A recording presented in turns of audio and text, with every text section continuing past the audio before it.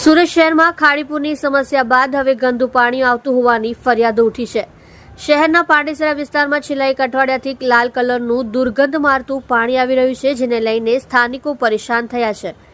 સ્થાનિકોએ આ અંગે કોર્પોરેશનમાં ફરિયાદ કરવા છતાં કોઈ નિરાકરણ આવ્યું નથી। મહાનગરપાલિકાના કર્મચારીઓ માત્ર આટા મારીને જતા રહે છે, પરંતુ લોકોની સમસ્યાનું નિરાકરણ લાવવામાં તંત્રને રસ નથી। ઉલ્લેખનીય છે કે આ વિસ્તારમાં આશરે 4 લાખ લોકો રહે છે। આ કલરયુક્ત અને દુર્ગંધ મારતું પાણી પીવાથી 4 થી 5 કેસ સિવિલ હોસ્પિટલમાં પણ નોંધાઈ ગયા છે। અઠવાડિયાથી કલરવાળું અને દુર્ગંધયુક્ત પાણીની સમસ્યા। સુરત શહેરમાં થોડા દિવસો પહેલા ખાડીપુર આવ્યું હતું, એ બાદ હવે શહેરમાં દુર્ગંધ મારતું પાણી આવતું હોવાની ઘટના સામે આવી છે। પાંડેસરા નાગસેન નગર આવિર્ભાવ સોસાયટીમાં ખરાબ પાણી આવી રહ્યું છે। નળમાંથી લાલ કલરનું દુર્ગંધ મારતું પાણી આવતા લોકો ખૂબ પરેશાન થઈ રહ્યા છે।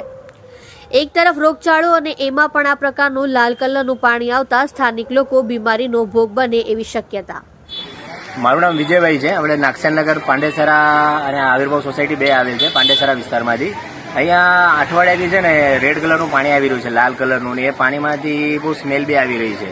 તો એના કારણે આ જે અમારા વિસ્તારના બધા સ્થાનિક લોકો છે તો ખાસા બીમાર પડી રહ્યા છે। 4-5 કેસ આપણે અહીંયા સિવિલ હોસ્પિટલમાં બી નોંધાઈ ગયા છે, અને અહીંયા જે સ્થાનિક ડોક્ટરો આવ્યા છે એમની પાસે બી જતા એ લોકો બી એ જ કહે છે કે ભાઈ આ બધા રોગચાળાના લીધે થઈ રહ્યું છે, મચ્છરોના લીધે થઈ રહ્યું છે। એની અંદરમાં આ 8 દિવસથી પાણી બહુ ગંદુ આવી રહ્યું છે। કોઈને તમે જાણ કરી અને કેટલી હાલાકી છે?